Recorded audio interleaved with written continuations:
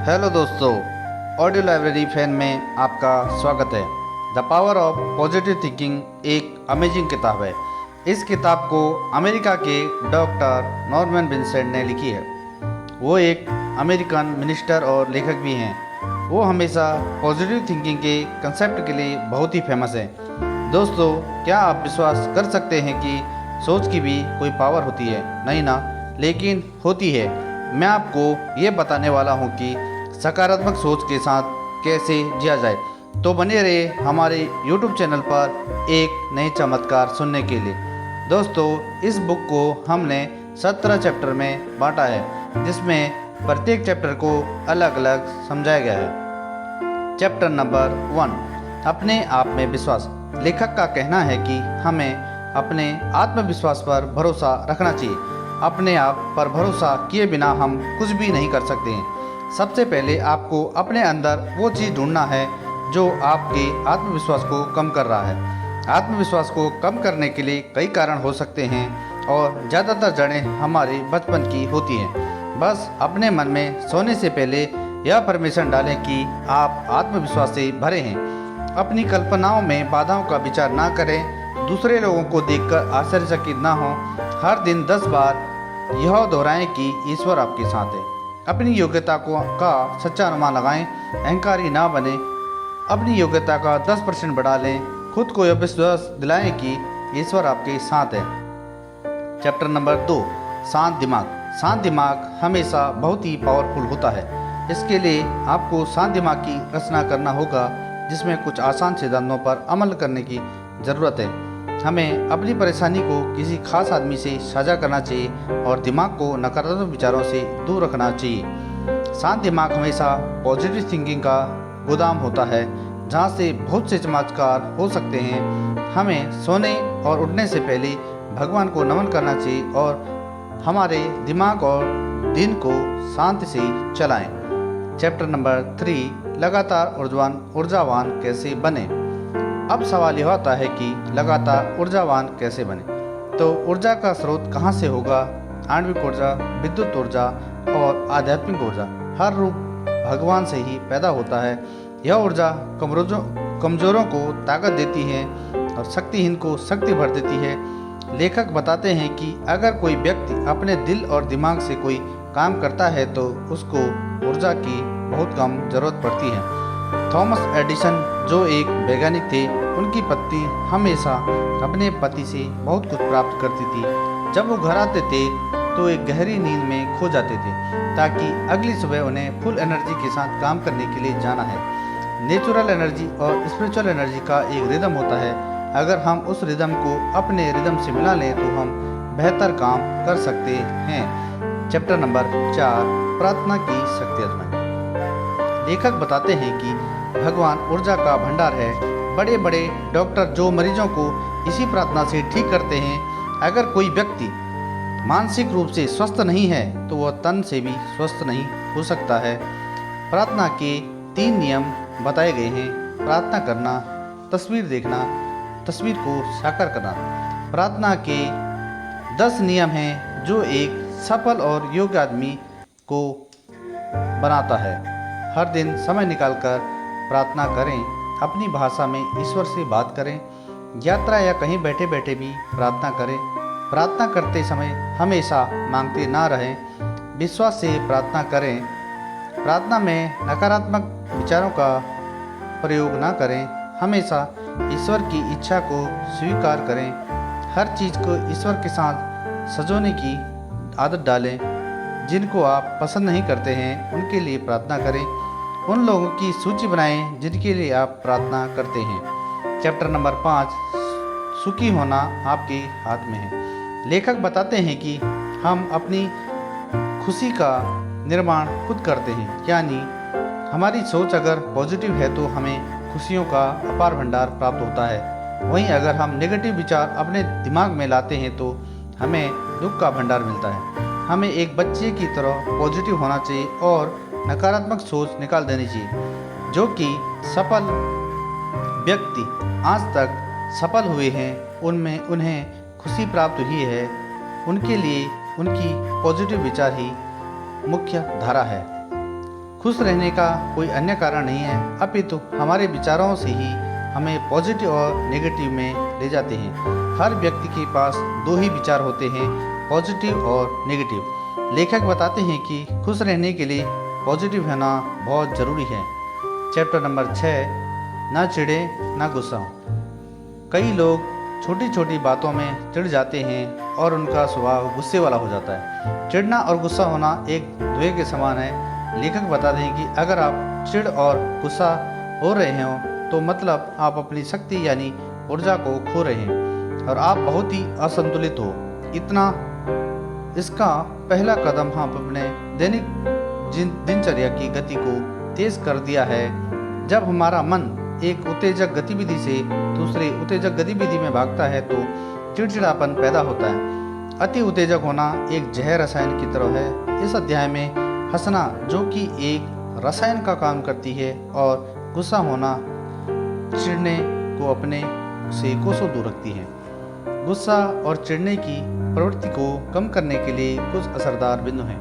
किसी भी जगह पर आराम करें, बोलकर अपने हर अंग को आराम करें।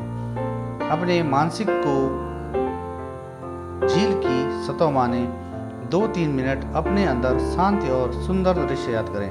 शांति, आराम, चैन के शब्दों को दोहराएं। मानसिक सूची बनाएं जिसमें आपको यकीन था कि ईश्वर आपके साथ है।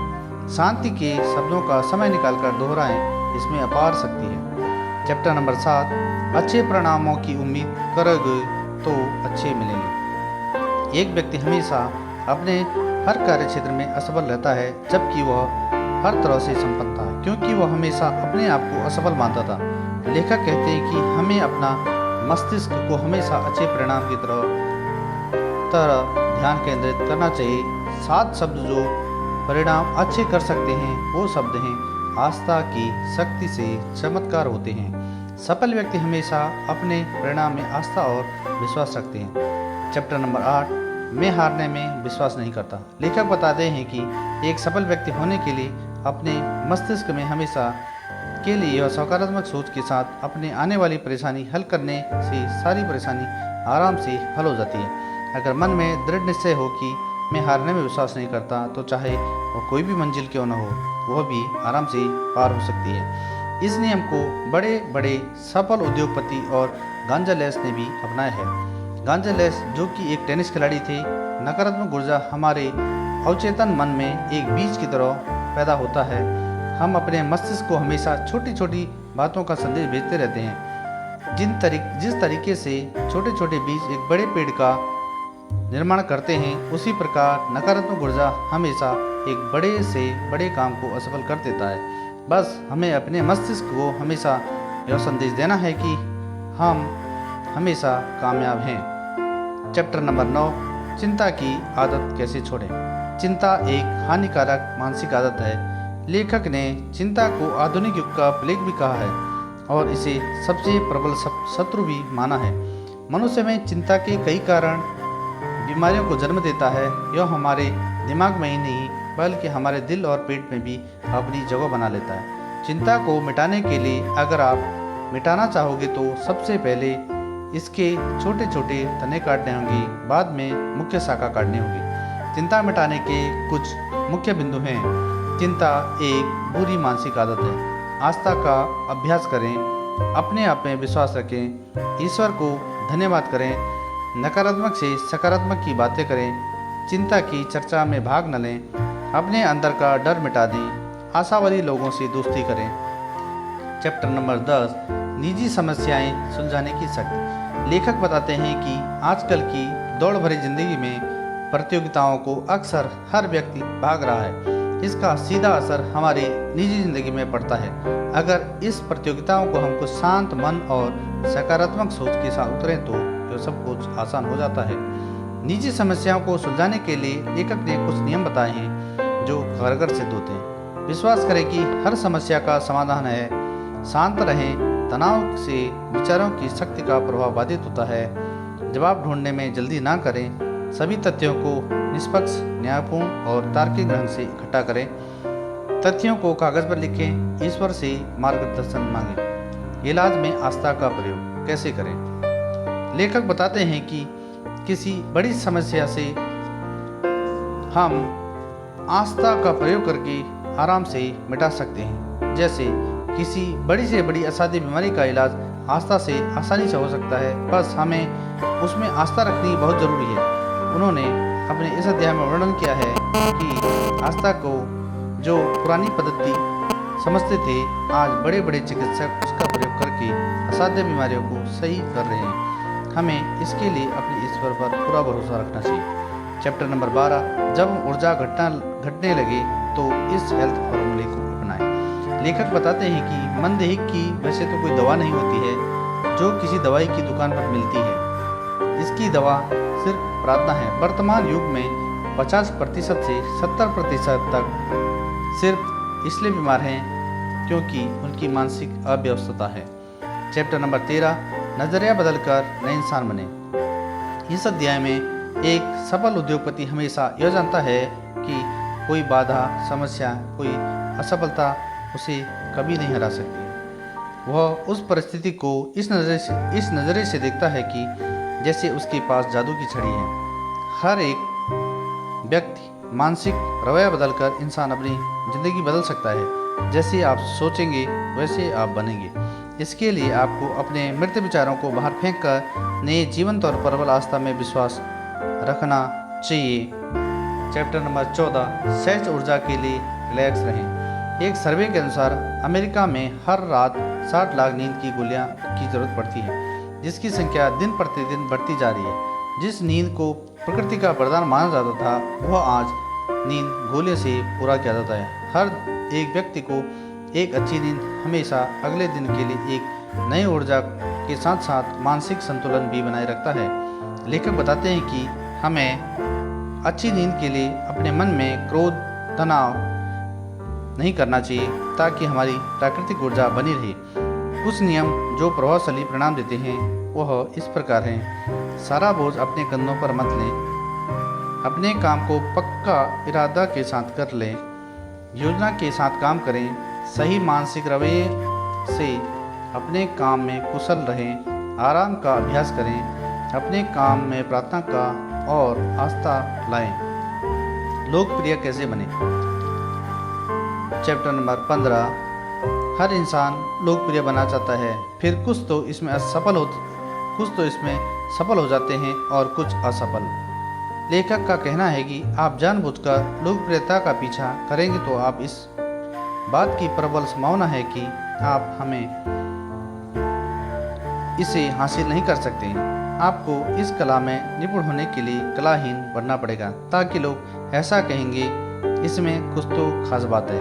इस अध्याय में लोकप्रिय होने के लिए 46 अच्छे गुण होने चाहिए। अगर ईमानदारी और सच्ची रुचि, लोगों के प्रति प्रेम हो तो शायद बाकी गुण अपने आप विकसित हो जाते हैं। अधिक लोकप्रिय बनने के लिए आपको तनाव मुक्त, आरामदेह, नफरत को दूर करना, आध्यात्मिक अनुभव बहुत जरूरी है। दिल के दर्द की दवा। चैप्टर नंबर 16, लेखक का कहना है कि दिल के दर्द की दवा आध्यात्मिक उपचार ही एक सरल उपचार है जो हमेशा आपके दिल के दर्द मिटा देगा। वैसे तो दिल के दर्द को कम करने के लिए कई उपचार हैं। अगर आप भी इस दर्द से गुजर रहे हैं तो अपने आप को व्यस्त रखना बहुत ज़रूरी है। इस अध्याय में लेखक ने बताया है कि अगर आप स्त्री हैं तो आप झाड़ू लगाएं, अगर आप पुरुष हो तो कुल्हाड़ी लेकर लकड़ी काटें। इस प्रक्रिया को तब तक करें जब तक आप थकते नहीं हैं। यह सिर्फ एक दिल के दर्द को कम करने की दवा है। चैप्टर नंबर 17, ईश्वर से शक्ति कैसे प्राप्त करें। ईश्वर की शक्ति अपार है, वह हर कण में व्याप्त है। बड़े सफल व्यक्ति भी इसी शक्ति का प्रयोग करते हैं और अपने ऊर्जा को हमेशा के लिए कायम रखते हैं। इसके लिए हमें ईश्वर से शक्ति प्राप्त करने के लिए हमें हर समस्या के प्रति सकारात्मक, आशावादी नजरिया रखना सीखना होगा। जो ईश्वर में आस्था रखते हैं, ईश्वर कमजोरों को शक्ति देता है। वो शक्ति इतनी अपार होती है कि वो कभी नहीं थकते हैं और ना ही कमजोर महसूस करते हैं। धन्यवाद।